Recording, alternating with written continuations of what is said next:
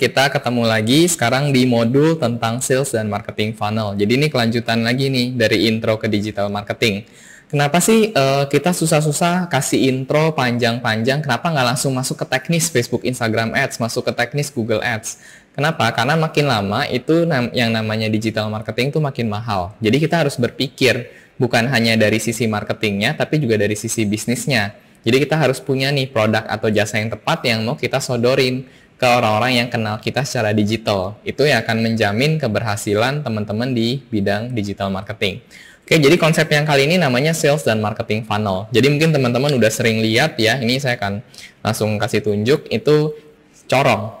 Ya, jadi corong ini artinya teman-teman itu punya ya orang-orang yang mungkin ya masih awareness. Jadi misalkan kita jualan apa nih? Contoh paling gampang misalkan kita jualan aqua ya.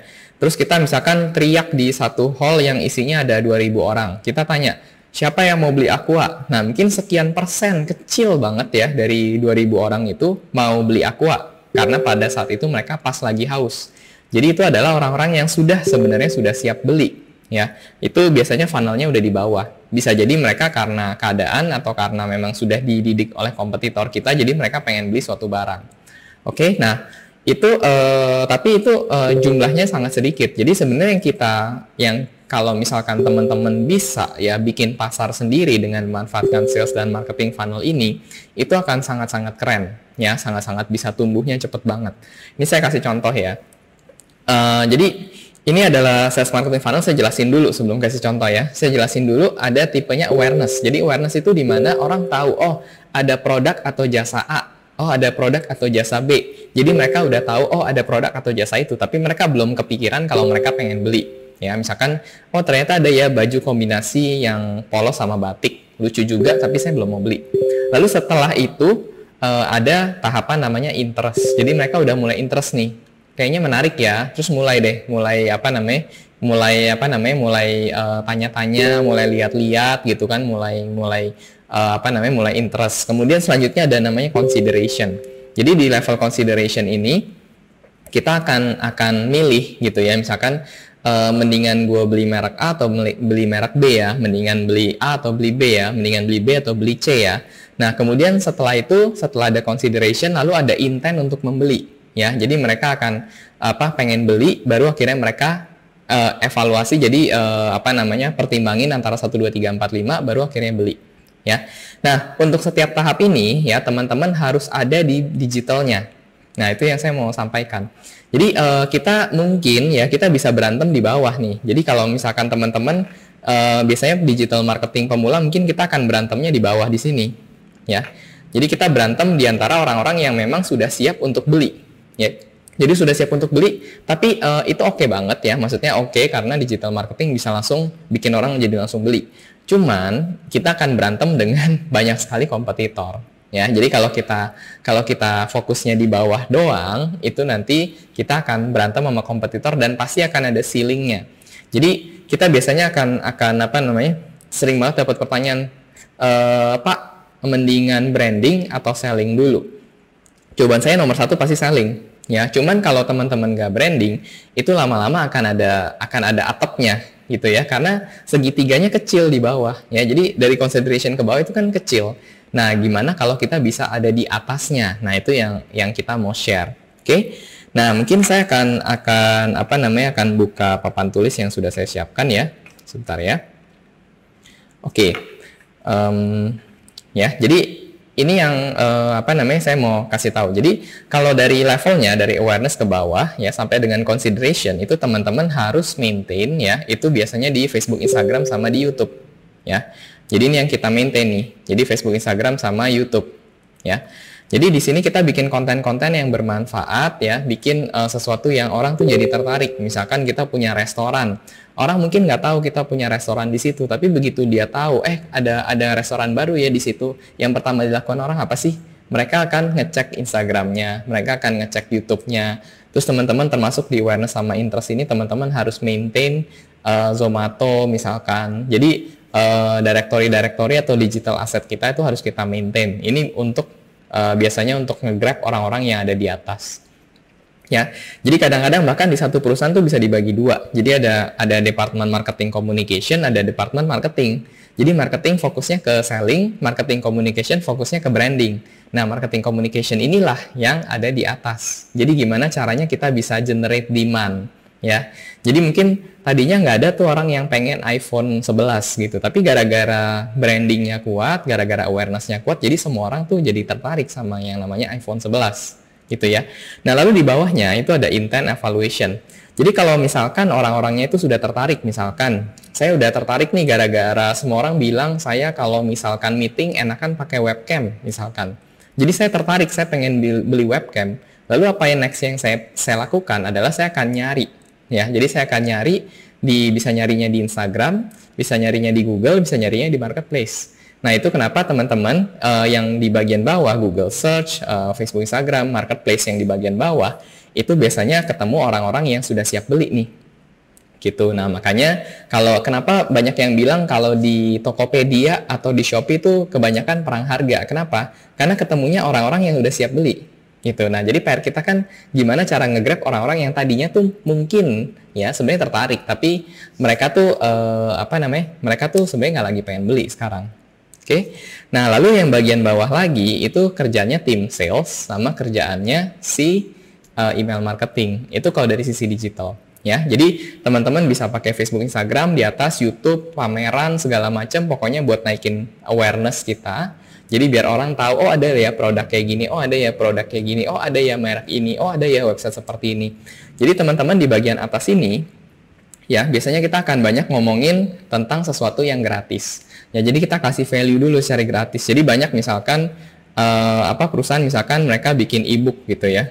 Jadi sorry ini nggak kelihatan ya, itu tulisannya e-book ya.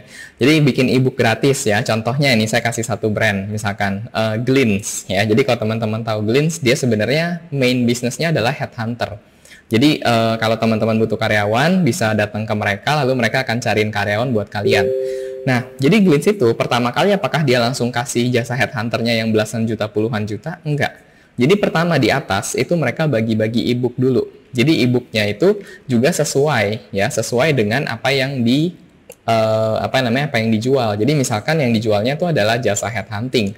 Berarti ya kalau yang dijual jasa headhunting berarti yang e-booknya misalkan cara membangun tim digital marketing yang tepat atau cara membangun tim programmer yang tepat. Sehingga yang download e-booknya itu udah ketahuan adalah HR atau mungkin petinggi direktur yang lagi mau bikin tim.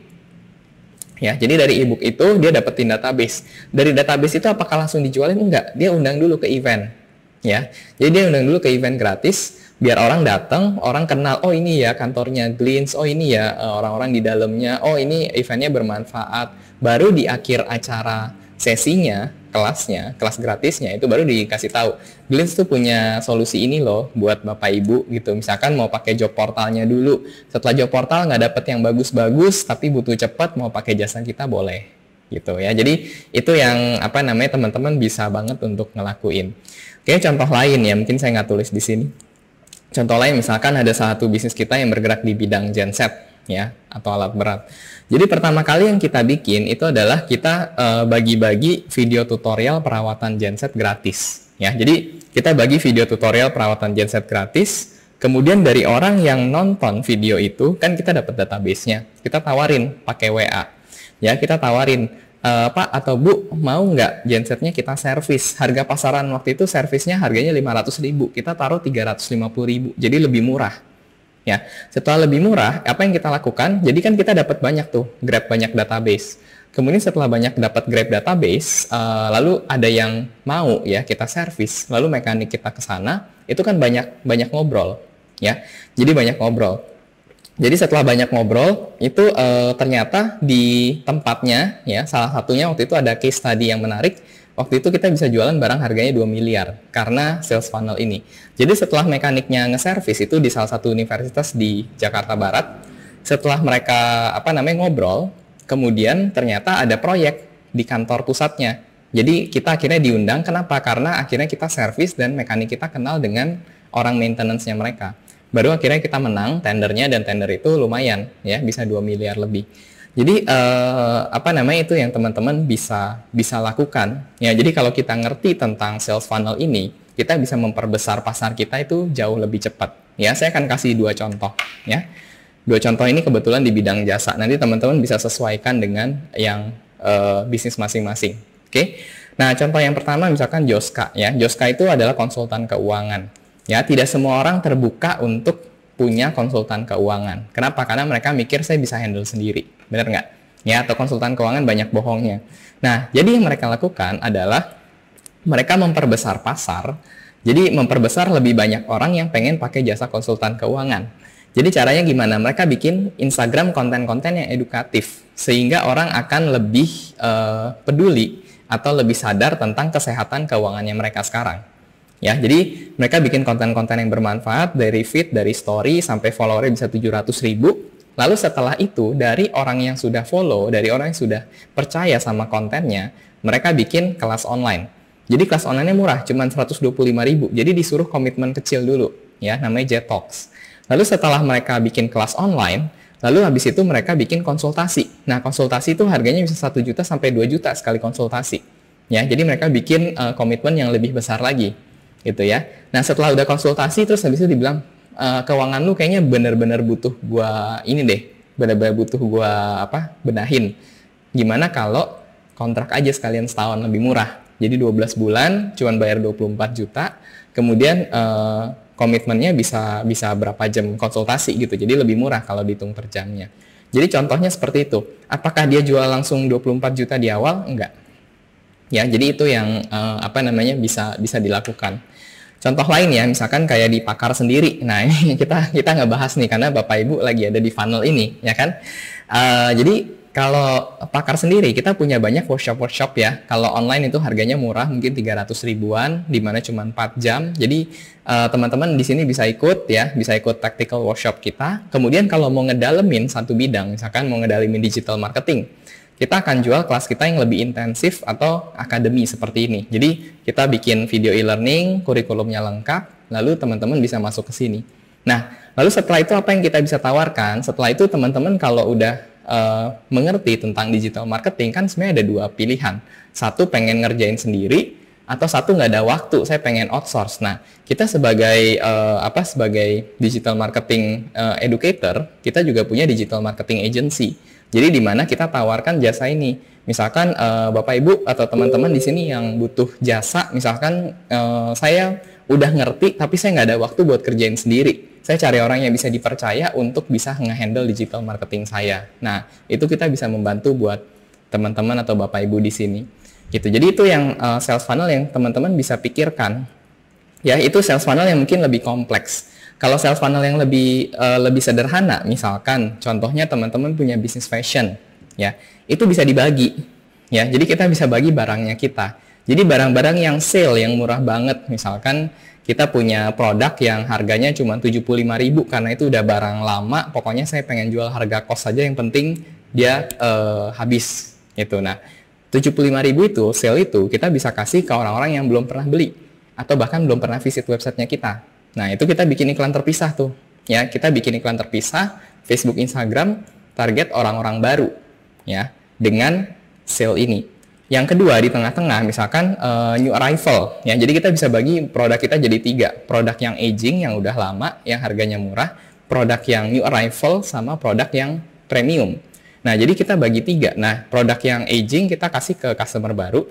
Produk new arrival kita kasih ke orang yang udah pernah visit website kita paling enggak. Produk yang premium kita targetin ke orang-orang yang sudah pernah beli produk kita. Jadi sales funnel itu teman-teman nanti akan dihubungkan dengan produk-produknya dan channel-channelnya nanti akan bisa dipilih gitu. Jadi ini yang konsep yang mungkin menarik banget ya. Maksudnya saya pengen sharing untuk hal ini. Jadi teman-teman bisa bikin sales funnel itu bahkan kompleks atau bahkan yang sederhana aja. Jadi satu jenis produk tapi dibagi 3 gitu ya. Jadi yang harga murah, ada yang harga normal, sama ada yang harga lebih mahal. Ya, jadi teman-teman bisa temukan banyak hal-hal seperti ini nanti di modul tentang konsep digital marketing. Di situ ada value ladder, ada story brand, ada macam-macam. Nanti ini akan dibahas lebih lengkap.